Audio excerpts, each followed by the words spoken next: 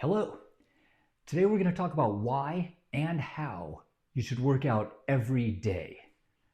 My name is Chris Butterworth. This is the Healthy Butter channel. This is the place where we acknowledge that you have to fight back against Father Time and that it can be done.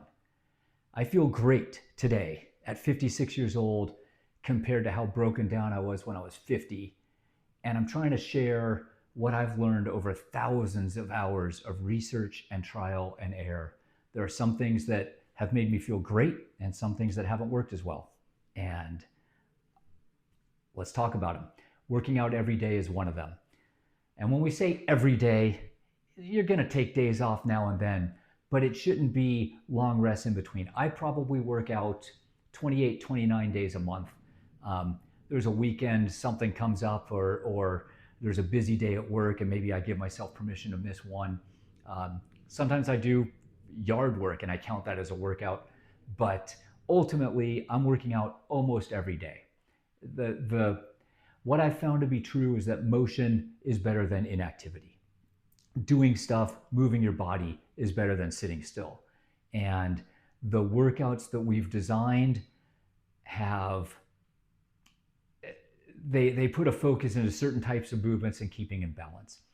When we talk about, I go back a lot to evolution, and our bodies were designed by nature, this evolutionary process of things that worked and things that didn't work, create human beings.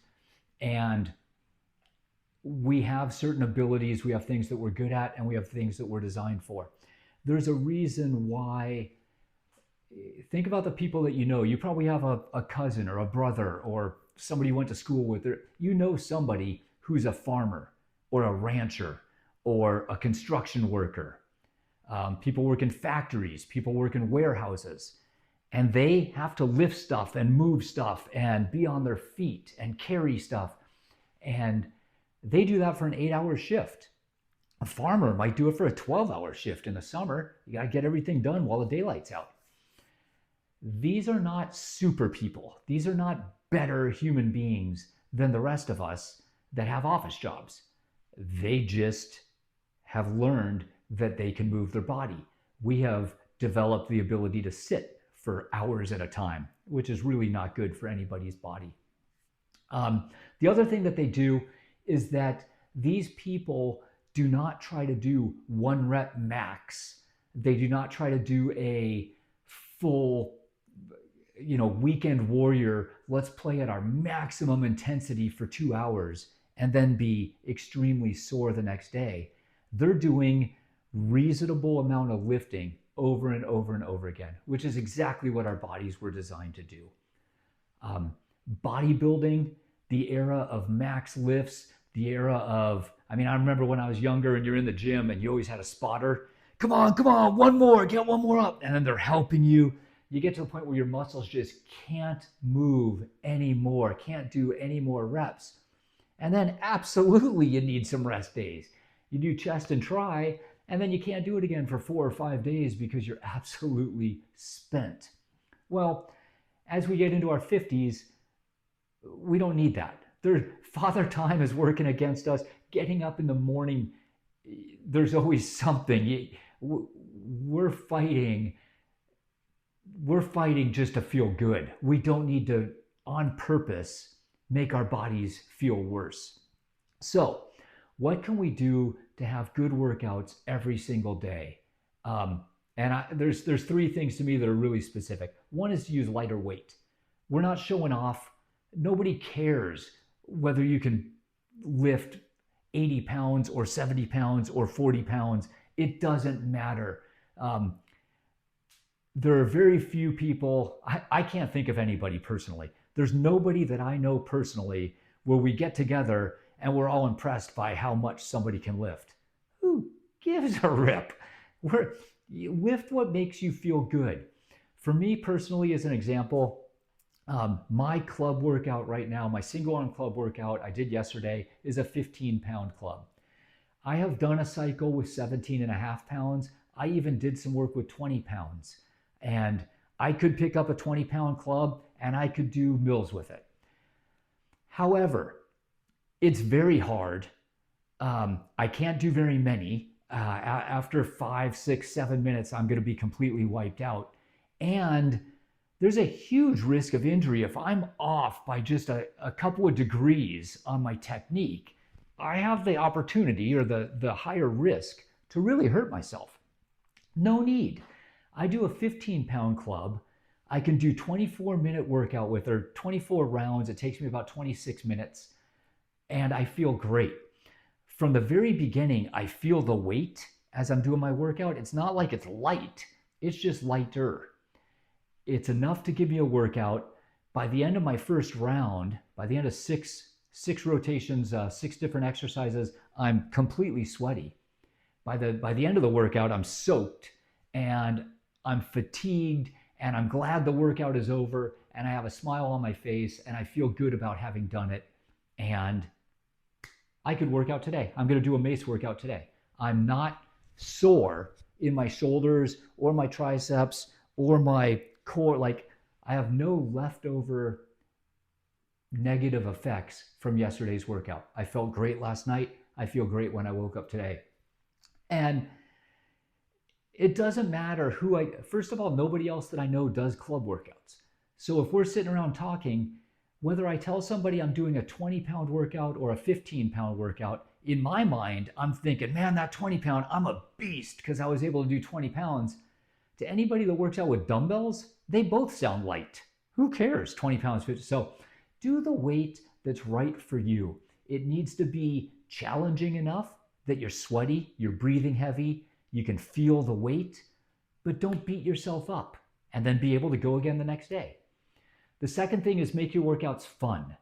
If there is a certain exercise, there are some kettlebell workouts, like I just do not love one-handed kettlebell swings. They just don't agree with me. I don't love doing them. They don't make me feel great. I would rather do cleans, I would rather do snatches, or I would rather do two-handed swings. So that's what I do. Make your workouts fun. Occasionally I do one-handed swings, but just in a small number as part of a bigger workout, which is fine. Make your workout something to look forward to. If your workout is too hard, too boring, something that your body doesn't agree with, that's a reason not to do it, right? You have to fight with yourself to do it. On the flip side, if you make your workout fun and the weight doesn't beat the heck out of you, then you have a much easier chance. I actually look forward to my workouts. I try to find time in my day. I'm really busy working from home. I'm online all day. I'm in meetings all day. And I look for that half-hour break where I can jump up and get my workout in because I love doing them. And the third thing I would say is rotate your workouts. I do a combination of kettlebell, club, mace, and I also do one ruck workout mixed in with that, where I'm just lifting and carrying heavy weights. And I do various types of each one. At one point, I'll walk through the details of my workouts, but the point is that I do something different every day. It takes me, I have a 12 workout cycle by the time I get through all of them. And they all piggyback on each other. They all compound. My kettlebell workouts make me better at club. My club workouts help make me stronger for mace. There's a carryover between all of them. So it's not like in the old days where if you bench press and then if you waited 2 weeks to bench press again, the weight was too heavy. In this case, I'm gaining every single day a micro bit at a time. But when I look back at my workouts from 3 months ago, 6 months ago, a year ago, they're much harder today than they were last year. So I compound workouts that complement each other. I do them almost every day, and I have fun doing them. The final piece of the puzzle here is that our bodies, I go back to our rancher, factory, warehouse friends that move all day long. Our bodies were designed to move a lot. Sitting in a chair for an extended period of time is just terrible. Lower back pain, shoulders hunched over, hips are super tight. It's just bad. So working out, whether you work out for 5 minutes, 15 minutes, 30 minutes, somewhere in that range, that's awesome. But if that's all you did today, it's probably, it's 100 times better than not doing it. But you can do so much more just by standing up every hour or two and doing some stretches. I grab a stick stretch. I grab a PVC pipe here, and I just stretch a little bit. I just move my body, do some stretching at some point during the day. So middle of the morning, after I've been sitting down for a couple of hours, I just get up and move around a little bit.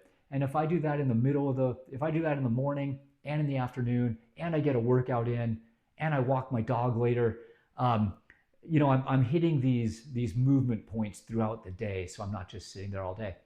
And whatever specifics it is, I don't know the exact right amount, but I know that what I'm doing has made a huge difference. I feel great, and I used to feel terrible. So these are the things that I've found that work. I hope you're able to take some of this to heart. Try working out at a lighter intensity with much more frequency. Get up and move around and see how you feel. That's it. Have a great day. Go get better.